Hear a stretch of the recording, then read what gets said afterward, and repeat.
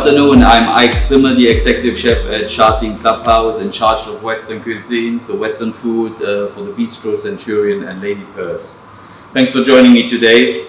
We will be cooking a classic soup, Italian soup called Minestrone. So Minestrone basically, traditionally you have some onions, of course, some carrots. I like to add some zucchini or courgette. Red pepper, some celeries in there, a little bit of tomato and garlic. Garnish, usually we have a little bit of pasta, some cook it with rice. I've seen both variations, some garnish it with some cooked rice, some garnish it with some cooked pasta, and borlotti beans. So borlotti bean, also known as Roma bean, is a bean obviously which was grown around the area of Rome, which is an important part in this soup. Don't worry if you don't get borlotti beans, any white beans, haricot blanc, haricot vert, cocoa beans, any little white dry beans, I'm sure is fine. So we're gonna start off like with any Italian dish. We need a little bit of olive oil, a little bit in the pan. So it's a soup, it's quite a thick soup, a vegetable stew. And then we're gonna start off, usually when I cook it myself, I cut the vegetables the way they go in a pot. You know, you can either prepare it all before, nicely cut up. I like to, when I cook at home, just cut it the way they go in the pot. So usually anything we start off,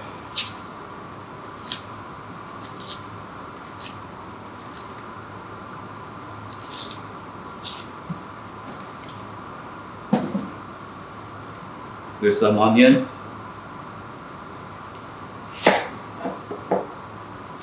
and taken off again. Not too big, should be all similar size, whatever we cut.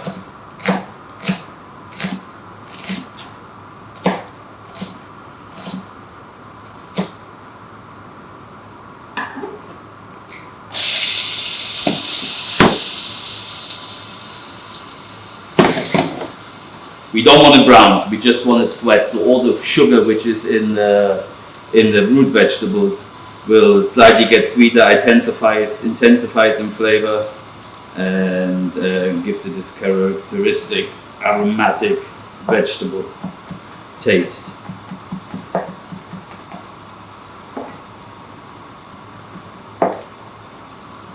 Garlic finely chopped.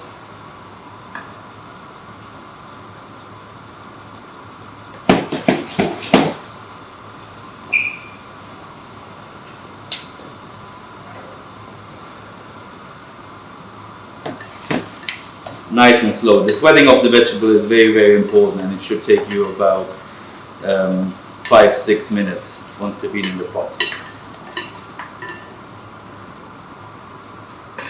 We have the carrot.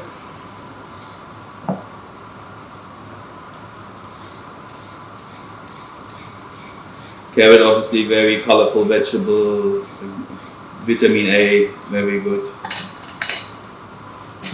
And it gives the whole soup a little bit of substance.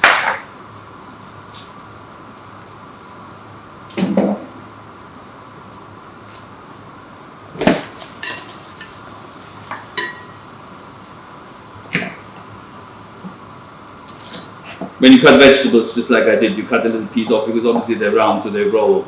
Be careful what we usually do in the kitchen. We cut off a little piece so it's stable.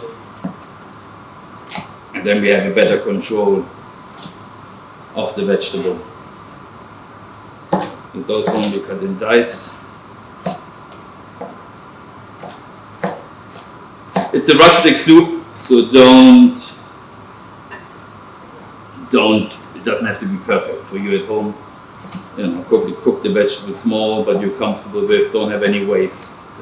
That's not the idea of this soup, to create huge amounts of wastage by cutting the vegetables perfect. And pieces can be used.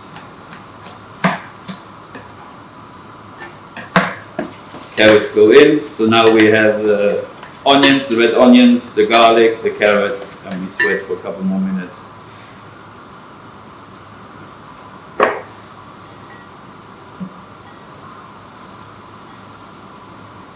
Next vegetable will be the red pepper. I use red. You can use yellow or green. Green is the least intense flavor. With red and yellow, you get a nice, sweet, aromatic flavor.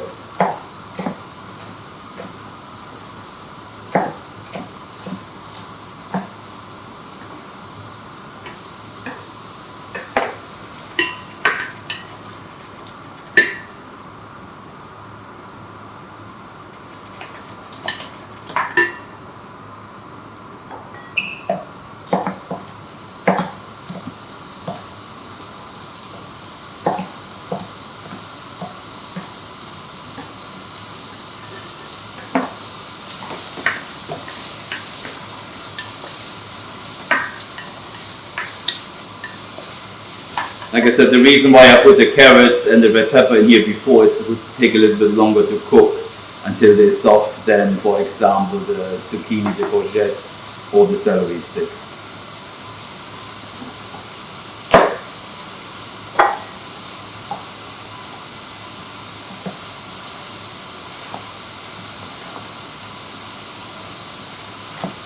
The celery stick have been peeled, so just as you go along, you peel the strings down. Some of them, as they cook, you get this sort of stringy sensation in your mouth, which is not what we want, so that's why we peel them.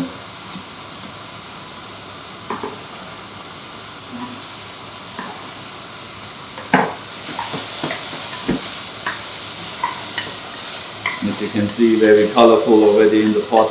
You have red, orange, purple from the red onions, pale green from the celery, and now dark green from the courgette.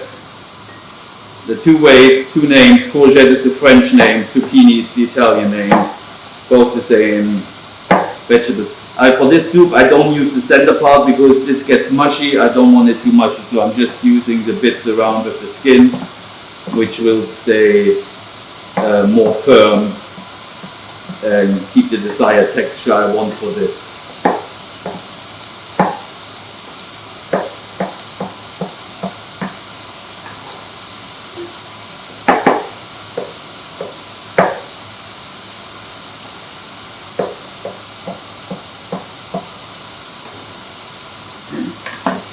Now we have the zucchini in.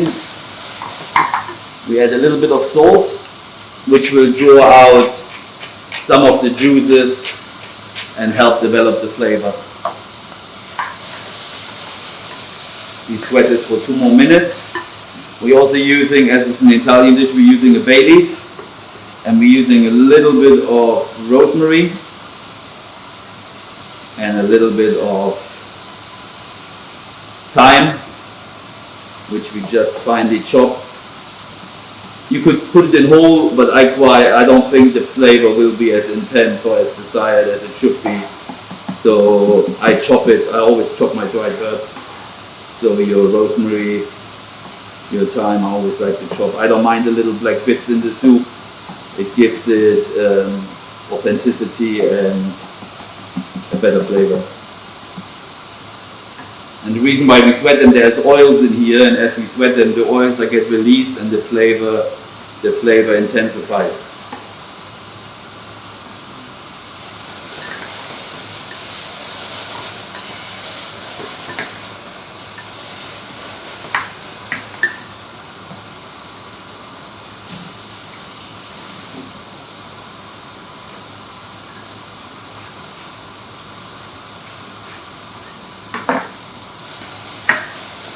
Okay, this is looking nice. Me personally, it's not part of the traditional soup. I always like to put a little bit of smoked paprika in. Gives it a lightly smoky note and a little bit of a piquant flavor. So 2 little dash. But this is optional. This is my little version. Classically, it's not in there.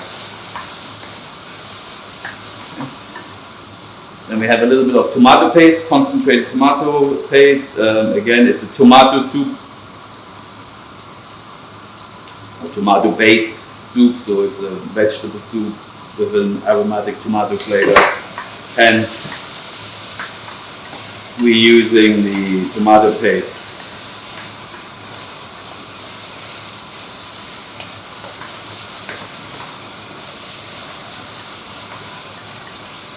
Yeah.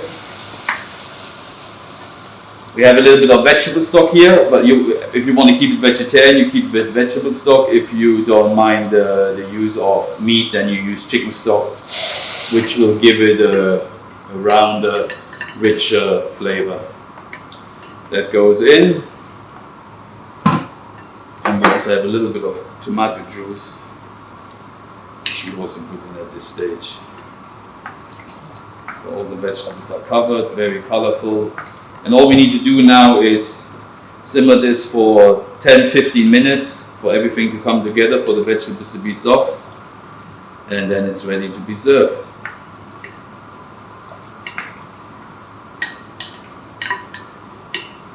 So the soup has been cooking for 17 minutes now, which is fine. The colors are beautiful. I'm going to take out the bay leaf. It's done its job, it's given it a nice aroma. And if you look at this, beautiful vegetables, very different colors, different textures, different flavors, all in one pot. At this stage we're gonna add the cooked pasta. You can have spaghetti pieces, or a small pasta like this, tupetti. And we have some borlotti beans which I soaked overnight and then just cooked in water until they're soft. We just put them in as garnish.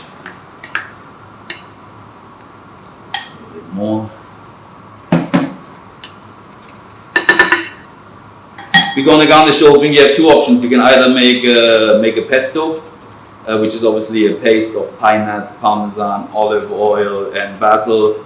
I'm feeling a little bit lazy today, so I'm just going to do the same ingredients, but just put them last minute into the soup, and you get a similar flavor. So what we need for that, we need a little pan, and we're going to roast a few little pine nuts. Again, this is my touch. Classically, there is no pine nuts in there, but I think it brings out the flavor and it adds a little bit of nourishment on there as well.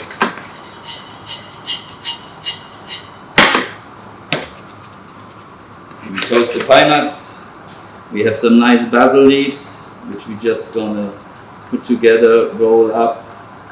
For when you chop herbs like parsley or basil, very sharp knife. You don't want to squeeze out the juices with a blunt knife, and then all the juices, all the flavor, all the aroma, all the minerals on the chopping board. You want that all in herbs. That's why sharp knife. You see there's nothing on the chopping board. No juice, no nothing. Everything is where it's supposed to be, which is in the herb.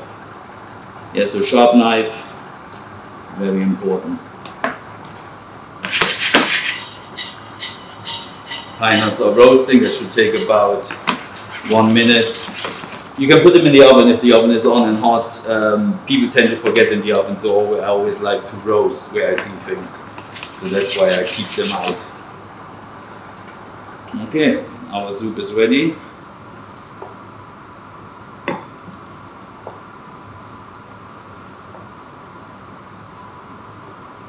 can see all the flavors, all the texture, the pasta looking beautiful.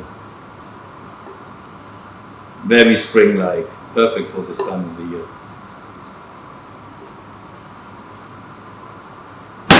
Sprinkle a little bit of parmesan. We have some of the basil on top. Pine nuts will need 1 more minute. A little drizzle of olive oil, as it is an Italian dish.